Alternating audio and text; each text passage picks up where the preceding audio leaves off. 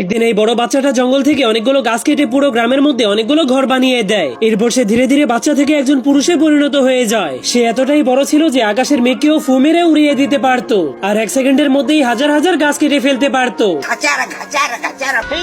কিন্তু একদিন সে মানুষদের গ্রাম ছেড়ে একটা বরফের পাহাড়ে চলে গিয়েছিল। সেখানে গিয়ে সে যখনই আগুন জ্বালাচ্ছিল তখনই সে কিছু একটা শব্দ শুনতে পায়। এই জন্য সে মেঘ সরিয়ে খোঁজার পর একটা বরফে জমে যাওয়া ষাঁড় গরুকে খুঁজে পায়, যার কারণে সে জলদি করে ষাঁড় গরুটাকে আগুনের মাধ্যমে গলিয়ে দিলে গরুটা বেঁচে যায়।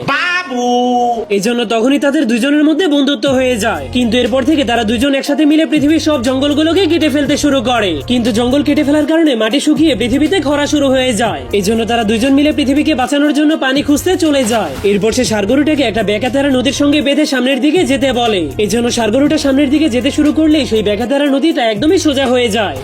কিন্তু একদিন একজন লোক শহর থেকে সেই গ্রামের মধ্যে একটা আধুনিক গাছ কাটার মেশিন নিয়ে আসে, যা দেখার পর সেই বড় মানুষটা ভাবতে শুরু করে এই মেশিনটাকে গ্রামের মানুষেরা পেয়ে গেলে তাকে আর কেউই কোনো কাজ দিবে না। এই জন্য সে অনেক রেগে সেই মেশিনটাকে বন্ধ করে দেয়।